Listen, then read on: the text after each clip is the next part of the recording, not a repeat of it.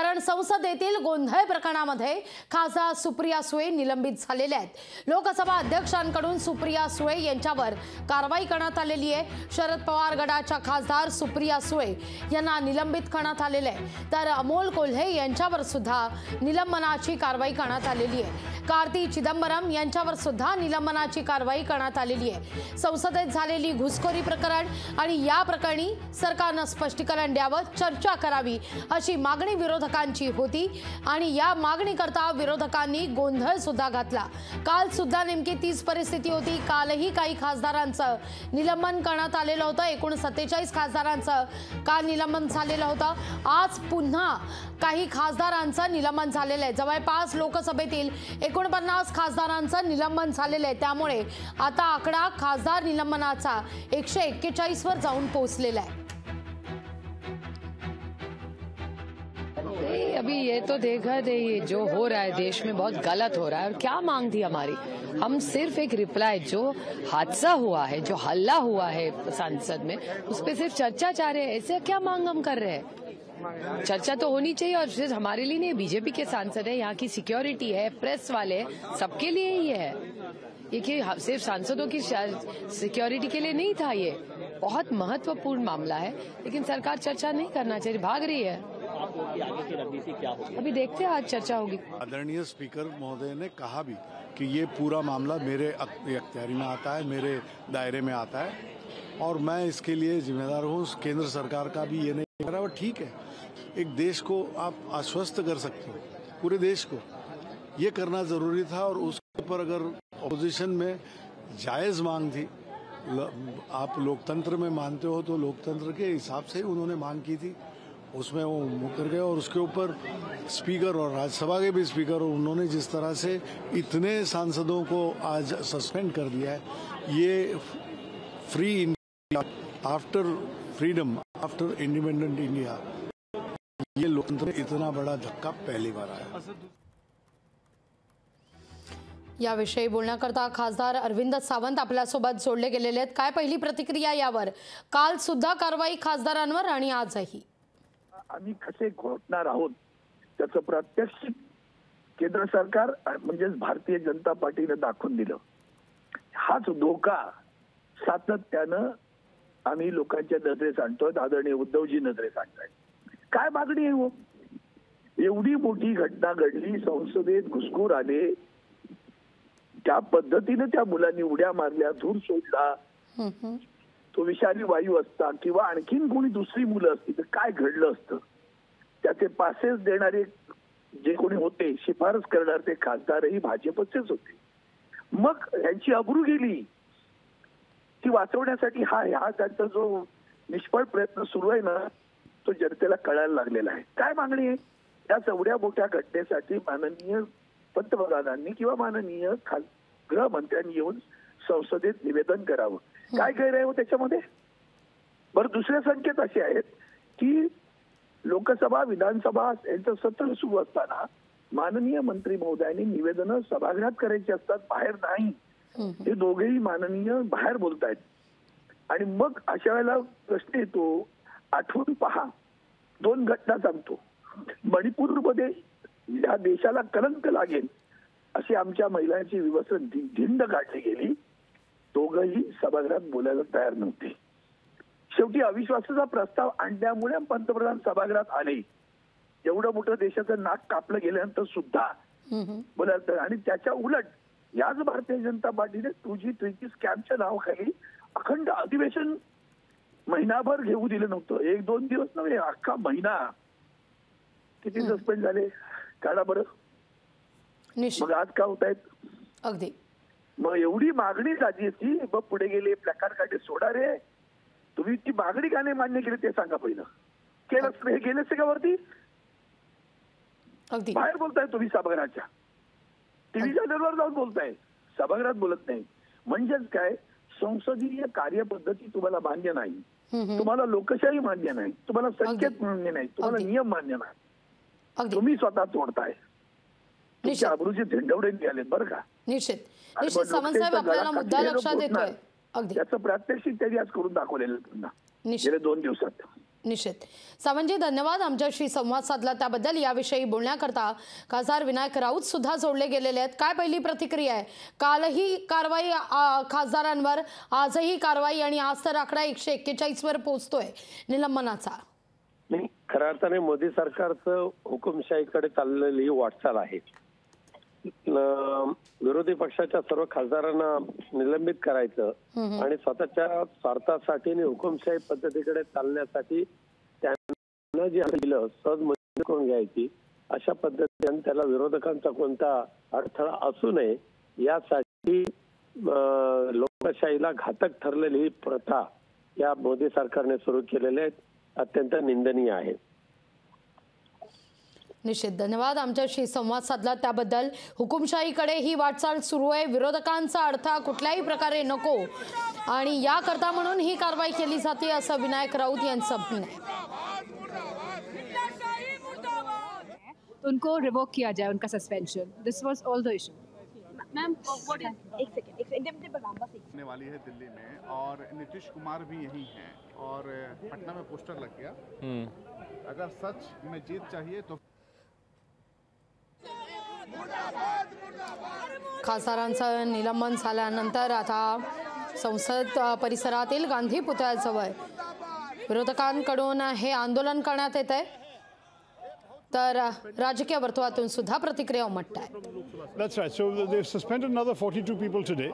It's clear they want an opposition mukt Lok Sabha, and presumably they'll do something similar in the Rajya Sabha. I think at this point we have to really start, unfortunately, writing the obituaries for parliamentary democracy in India.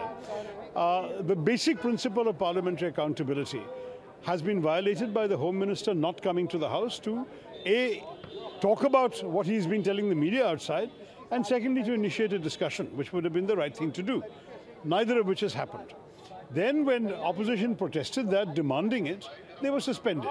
So today, in solidarity with my colleagues, I too joined the protest, and everybody literally who was present today has been suspended for the rest of the session, which means that they want to pass their bills without any discussion. I think it's a betrayal of parliamentary democracy. It's a betrayal of what Parliament is all about. It's a betrayal of the basic standards, principles and conventions by which this House should be functioning. You know, when we speak of parliamentary decorum and we what the right things are done in Parliament, there's also a responsibility on the part of the government and the establishment of this country to actually let things work properly, to encourage the opposition to participate. When our side was in power, we took very seriously the role of the parliamentary affairs side to ensure that the opposition is brought along. Instead, today what we have is a completely one-sided and unfair process. ही दृश्य आपण पाहतोय संसद परिसरातल्या गांधी पुतळ्याजवळ.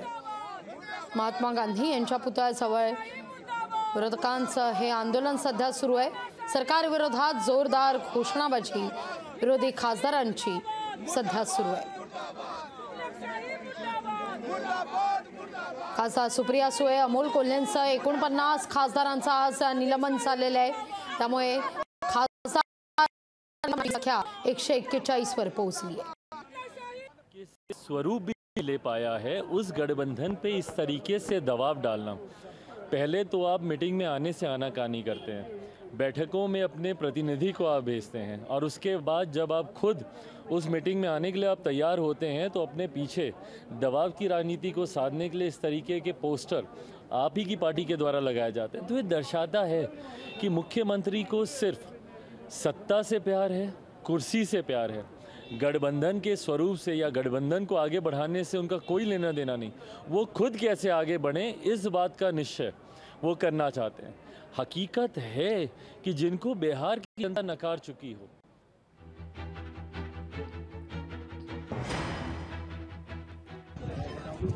ये BJP से ये पूछना चाहिए कि बीजेपी लोकतंत्र का मंदिर बोलती है. हम सब जितने भी सांसद इस सदन में रहे हैं, समय समय पे अपने भाषणों में लोकतंत्र का मंदिर कहा है. अब ये किस मुंह से लोकतंत्र का मंदिर कहेंगे जब विपक्ष को इस तरीके से बाहर कर देंगे. ये शुरुआत है अपनी मन मानी चीजें करने की, और अगली बार ये आ गए तो बाबा साहब भीमराव अम्बेडकर जी का संविधान खत्म हो जाएगा। हम और आप इस दरवाजे से नहीं घुस पाएंगे, वो बाहर खड़ा है।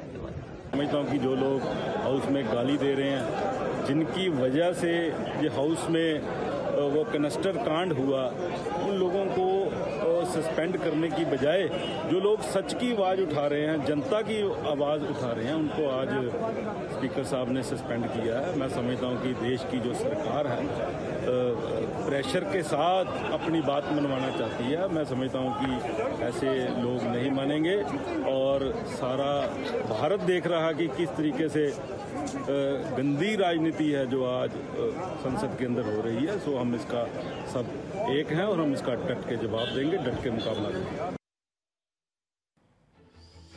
या कारवाई संदर्भात निषेध व्यक्त केला जातोय। काल सुद्धा खासदारांचं निलंबन करण्यात आलेलं होतं। एकूण साधारण 43 खासदारांचं काल निलंबन करण्यात आलेलं होतं। अधिरंजन चौधरी सह काही खासदारांचं कालही निलंबन करण्यात आलेलं होतं। मुद्दा हाच आहे, संसदेवर 13 डिसेंबरला जो काही हल्ला करण्याचा प्रयत्न झालेला होता, जी घुसखोरी झालेली होती, त्या संदर्भात पंतप्रधान नरेंद्र मोदी किंवा गृहमंत्री अमित शहा यांनी निवेदन द्यावं अशी विरोधकांची मागणी आहे। विरोधी खासदारांची ही मागणी आहे, पण या मागणीची पूर्तता होत नाही आणि त्यामुळे विरोधकांकडून गदारोळ घालण्यात आला आणि या गदारोळातच काही काळ लोकसभेचं कामकाज सुद्धा आता तहकूब करण्यात आलेलं आहे। या सगळ्याविषयी बोलण्याकरता आपल्यासोबत कुमार केतकर सर जोडलेले आहेत। नमस्कार सर, स्वागत आहे तुमचं लोकशाही मराठीमध्ये। आतापर्यंतची लोकसभा खासदारांवरची ही सगळ्यात मोठी कारवाई मानली जाते। 141 खासदार निलंबित करण्यात आलेले आहेत। 142 झालेले आहेत आणि अजूनही पुढच्या तासाभरामध्ये राज्यसभेचे आणखी काही खासदार केले जातील आणि त्यामुळे हे प्रकरण वाढतच जाणार आहे। मुख्य मुद्दा असा की ज्या पद्धतीने संसदीय लोकशाहीवरती हल्ला सुरू आहे, स्वतंत्र भारताच्या इतिहासात अशा प्रकारे विरोधकांना खतम करण्याचा एकही प्रयत्न झाला नव्हता। लोक आणीबाणी उदाहरण देतात इंदिरा गांधी आणीबाणीचं, ते पूर्णपणे चुकीचं आहे आणि त्या काळामध्ये सुद्धा अशा पद्धतीने विरोधकांना पूर्णपणे नामोहर करण्याचा प्रयत्न झालेला नव्हता